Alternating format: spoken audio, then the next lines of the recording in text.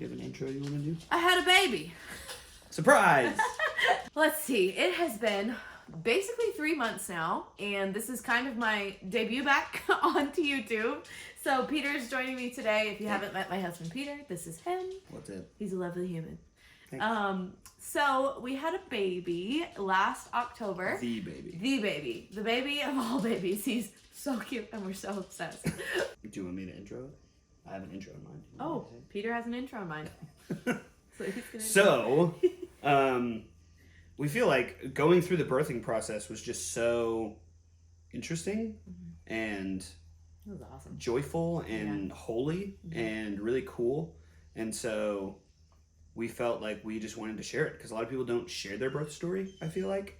And we've seen a couple people on YouTube do it, and we were like, man, that's really cool and that's really inspiring, and everyone's just so different. And we wanted to remember all the little details for us too, so you're kind of getting a little glimpse into all of the details of something that was just really intimate and sweet, but just really cool and empowering. Yeah. It's almost like a video diary of Shepherd's birth, which that's our son. Do they know that yet? Oh, I don't know. No, his name is Shepherd William Gunnan. Surprise. So, let's see. It was October 18th, I guess. I had been having like very little contractions for about a week at this point. But it was nothing that I was like, oh, I'm going into labor or anything. And even that night, it was like 5 p.m. and I was sitting out on our little patio. And Peter came home and I was like, I think I'm having contractions, but I don't really know. And I feel like it was weeks that I felt that way. Yeah, I mean, they would like come and go for sure. Yeah. You would have like 2 or 3 and it was like, oh, are these just Braxton Hicks? Are these normal? We don't know because we've never done this before. But then they would just like stop, or you'd lay down or change positions, and it was like, oh, okay, we're good. Because there were a couple nights even that I would wake up at like 11 p.m. midnight-ish, and I would have like 3 contractions kind of back to back, and then I was thinking like, this is it. But I was 41 weeks and 4 days when I went into labor. I think it was technically 6 days. 6 days? It was really close. Midnight. Or no, because it was a Thursday when we had him, so it was Wednesday. So it was 2 days. I don't know. 41 weeks and 2 days is when I went into labor. So a little over. They had already talked about some induction, and I just really did not want to induce. I didn't want to use any medication. That was kind of my goal, was to have an unmedicated birth, which was a lofty goal ahead of time because, I mean, I've never given birth before. I don't know what that's like. And so... Yeah, but, like, we knew you were going to do it. Mainly because everyone basically challenged us being like, okay, we'll see. It hurts. So if you're out there and you want to give birth naturally, it's very possible. You can do it. If you don't want to give birth naturally, go for you. You can do it. It's going to be great. It doesn't matter. It's really all personal. And it's just about what kind of experience that you want to have. So I'm not going to download you all the information that I read or studied or anything, but that was just the experience that I wanted to have, and I am so thankful that we got to have it. This is a very needy dog, by the way, so he might be here the whole video. I'll just push him out of the way. We'll see. So anyway, I was sitting outside on our patio around 5 p.m., was having contractions that were more intense than I had before, but they were not consistent at all. And so we just kind of went about our evening. We picked up a pizza from a little local place. Well, not a little, Your Pie. But it's in a local building. This isn't sponsored by Your Pie. Not at all. We picked up a pizza and just went and had a picnic at a little local park. And came home, just went to bed like normal, and I wake up at midnight with my water breaking. And that is the weirdest experience ever. I feel like Hollywood in general, just, what is it? Like makes everything seem so different than it actually is in real life, which like, duh, we know that. But birth was specifically like I'm mad, honestly, at shows and movies now, because that's just not how it is ever. I feel like it's like your water breaks and your contractions are happening and you're having a baby in 10 minutes. Yeah, birth is not an emergency. No, and it's so not an emergency. It's something beautiful that your body is meant to do. And so it's kind of crazy that it's like all these things are like women screaming in pain already when your water breaks. But my water broke and I was like, well, Peter? To be fair, everyone has a different experience with that too. With water breaking, that's because true. some people's water doesn't break until after labor's really going. Yes, so maybe I don't know. Or even right before baby comes, which I was surprised by. There are so many different things that I was surprised by in all of it. Yeah, a lot of our friends had to get their water broken. And like, so the while fact that the it baby just like was coming out. broke while she wasn't having contractions was like, what? Yeah, like I was not having contractions, anything. My water breaks at like midnight, and I go back into our room, and I'm like, Peter, I think my water broke, but nothing's happening. I woke up to her with a towel on the floor. Yeah. Yes. And I was like, what are you doing? And she's like, my water just broke. And I was like, then get off the floor. She's like, what do we do now? I was like, I don't know. Are you having contractions? And she's like, no. And I was like, I guess get back in bed and we'll just wait till you start having contractions. Mm-hmm. We weren't sure. So we literally Googled it. We Googled it. Googled it. I was like, do we have to go to the hospital for water breaks? Do I need to go to the hospital? Because usually that's pretty like progressed labor. So I literally called our midwife on duty. Yeah. I was like, hi, my wife's water just broke. No signs of labor, really. Yeah, I don't have any contractions. We read and it said we need to rush to the hospital immediately because we could have this baby any moment now. Yeah. What do you say? And she was like, she's not having contractions? I was like, no. She's like, wait it out. I'll see you in the morning. Yeah. If I don't see you in the morning, call back. Call me. She said, if you're not in labor or having this baby by the morning, you need to call me back. She was really chill. She was like, don't worry. She'll go into labor. I was like, okay. Here we go. Which I had midwives also, and so they were the ones who were going to birth my baby too, and so they were all really great. Couldn't have had better experiences with them, but they were all just super chill through all of it, which made it seem just really easy to go through too. Yeah. But so I get back in bed, lay back down. we don't go to sleep. I think we like watch some videos. We just like we're laying there. Yeah. Just waiting for contractions to kind of start. Yeah. Because we're like, we know it's gonna happen eventually, so let's just lay here. And we kind of, it was like an hour and a half. It was kind of really cool because it almost gave us a moment to like let it sink in. Yeah, like, we're gonna have a baby today. Like by tomorrow, we're gonna have a baby. We don't know how long labor's gonna be, but like the process has started. It's official. Like he's coming. Yeah. And that was really cool. It was really cool. And it was fun to have a little moment of just like, oh, let's just like hang out and watch some TV or whatever for a minute. So it was maybe like 2 a.m. when I started to have contractions. Because I remember it being like an hour and a half from my water breaking to having my first contraction. Because I remember being like, is it gonna happen? And so by the time that my contractions hit, they were already like 7 minutes apart. Yeah, they're probably about 6. First like 2, it was maybe like 1, 15 minutes later, another one. They weren't super intense, really chill, really manageable. But then after the first like 5 contractions, I started having them pretty consistently. Like maybe every, I would say like 6 minutes. 5 probably. minutes. Something like that. And we have a doula friend also who we asked, like, how long can we actually wait to go to the hospital? Our goal is to wait as long as we to labor at home as long as possible. Just because of the comfort of it and everything before it was like, okay, it's kind of dangerous. Not dangerous, but like you could have your baby in the car. Yeah. We didn't want to do that. Even though I wanted to have it unmedicated, I didn't want to have it in the car. So, this is where I lose it.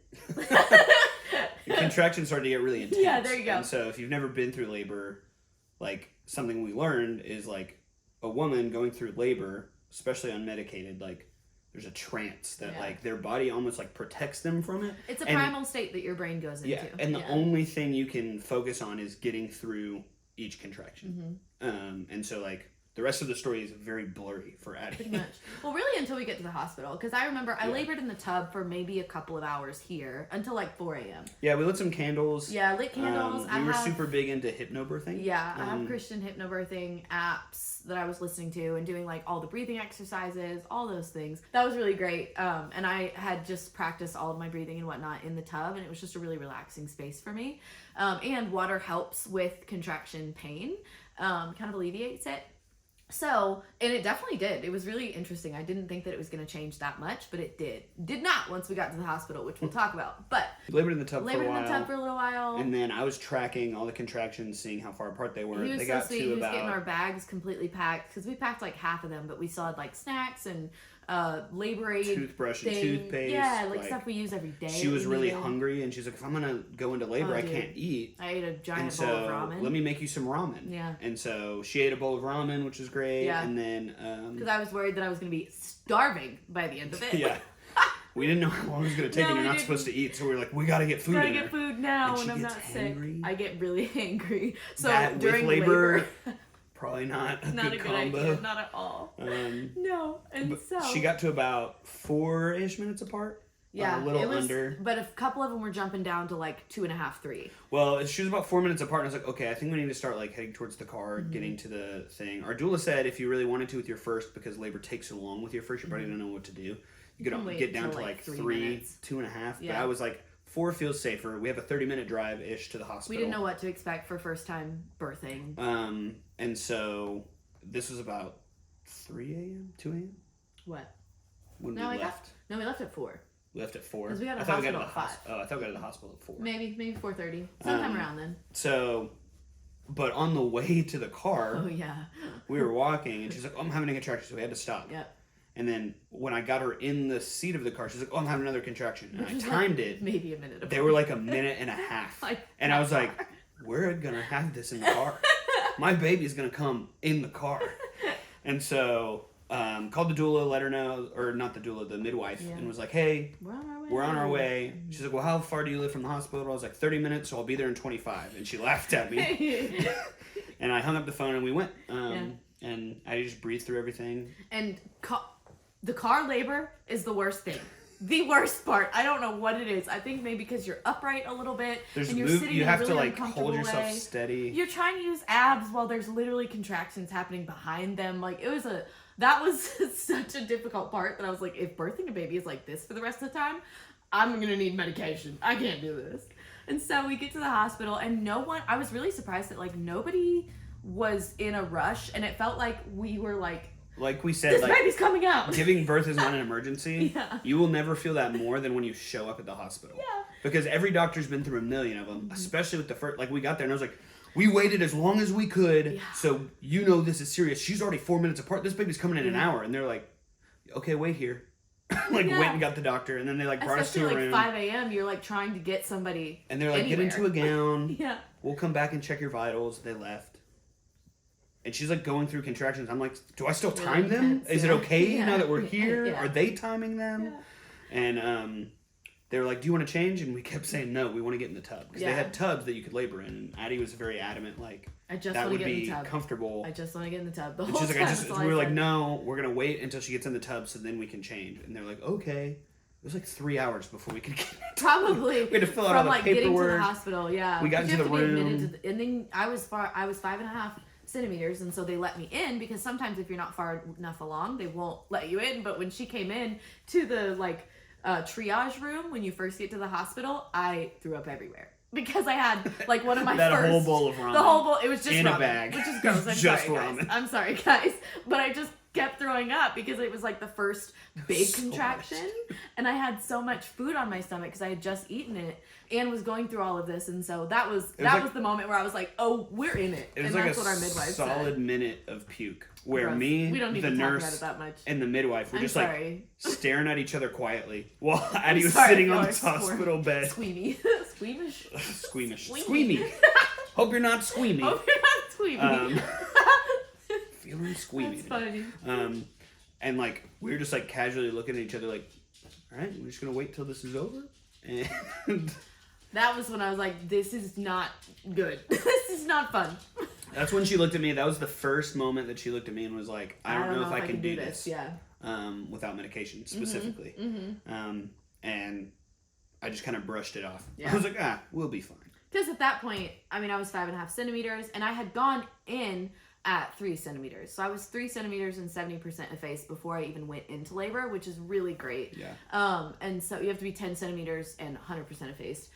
And so once we got into the room, we had to sign some more papers. They had to get like the monitors and all this stuff. And so then I finally get in the 30 tub. minutes for them to fill up the tub. Yeah. So she's going through contractions this whole time. I don't remember anything after that point. Because once we got into the room, I really went into that state of just like paying attention to my breathing and trying to stay calm and relaxed, which I think I did a good job. Yeah, well, we brought fake candles. Yeah, we brought our fake candles. And set those up. We had blankets from home, pillows from home. Our hypnobirthing through a speaker.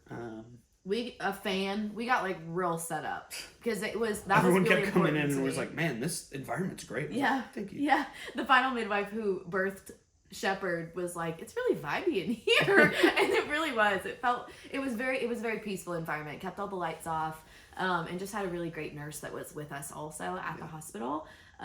So I get into the tub after all of the getting checked in and everything, and back labor hits. And that was really kind of the worst part, because even like pushing and everything wasn't as bad as just back labor was just a lot of pressure in a place that couldn't be alleviated. But continue, because I am gone. This is where you definitely So we got her into the tub. Back labor started. She was only in the tub for like 20-30 minutes. And she was like, this hurts too bad. I've got to move position. I was like, okay, sweet. So got her out of the tub, kind of tried to walk her around. I supplied some like counter pressure on her back because that's where it was hurting so much.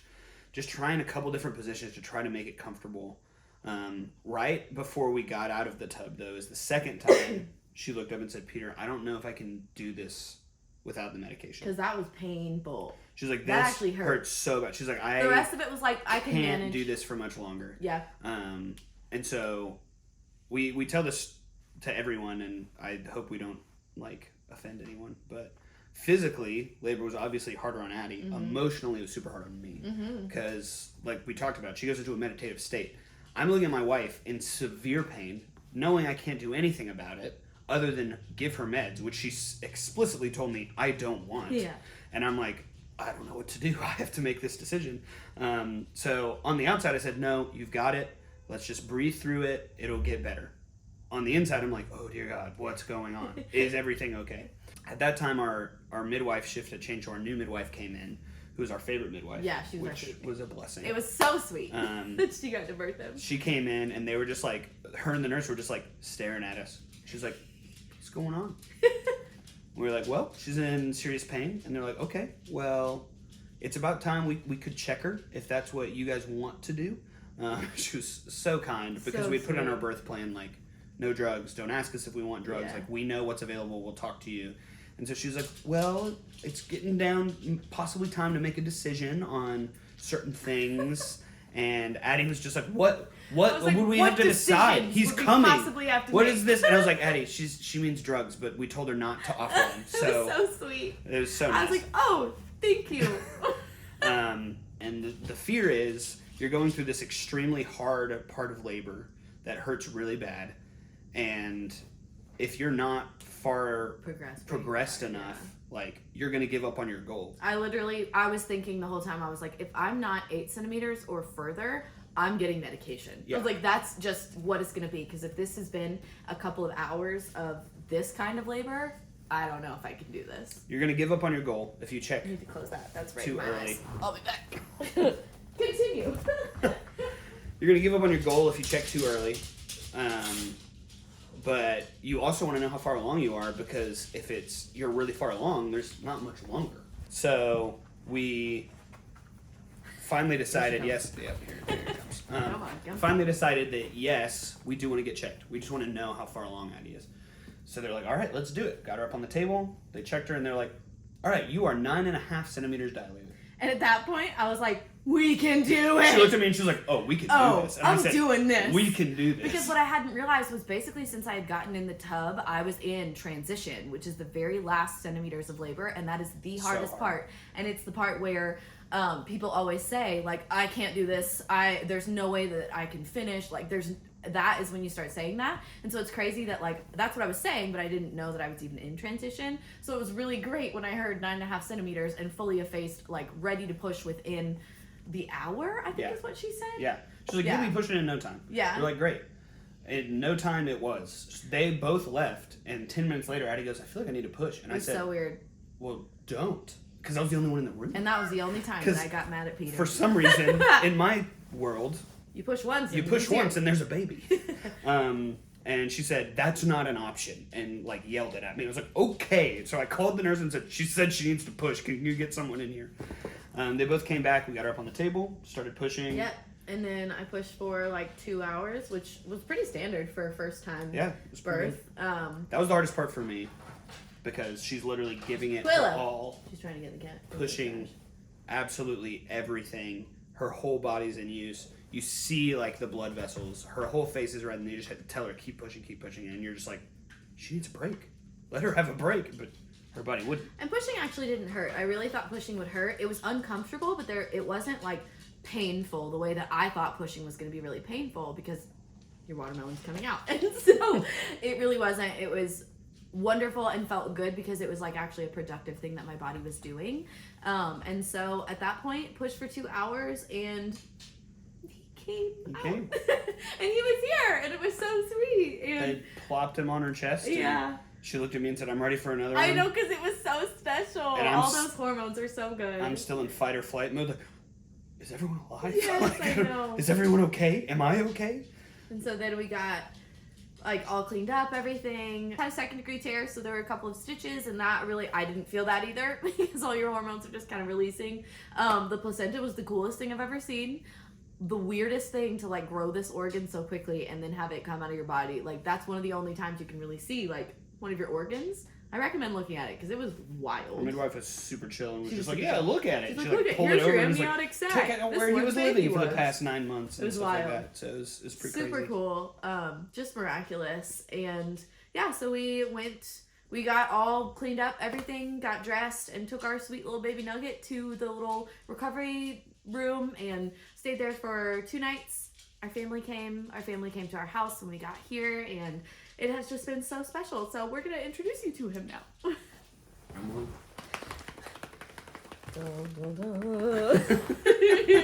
This is Shepherd. What's up, baby boy? He doesn't know what to do about the lights right now. He's like, whoa. He loves lights. This is so right. the fact that we've got some studio lights up. The ceiling fan light is his best friend. So this is him. He is 12 weeks and just so precious, and he's just been the best baby in the entire world. He's so sweet Yeah. and honestly so easy. If you've had a hard Yeah. baby, so sorry. I wish I could. I wish. That seems like so pretentious. But he has been a really I sweet feel bad. baby. But it has been just the sweetest journey, and we're so happy to start our little family. He was born at 7 pounds, 7 ounces. We don't know how long because the hospital mismeasured him. We think. So we think. They either mismeasured him or he didn't grow at all in the first month and a half of his life. Mm-hmm. So those Which are our doesn't 2 seem options. likely. But yeah, it's our sweet little happy family. And he's already so well loved. He is Huh? so well loved. You're so well loved. He's sleepy right now. He's so sleepy and probably hungry. So we're gonna go feed him. But thank you so much for tuning in to our little birth story. I'm so excited that we've gotten to share just a little bit of this journey with you through a little bit of pregnancy since I took a big old break, and hopefully I am back for good. Forever. Whoa, that's daunting. But I will see you next week with another video. You ready to say it, Shepherd? You ready? So, you are well loved. Bye. See boy. You well loved. You are loved. Bye. He looks so He's mesmerized. He's so out of it.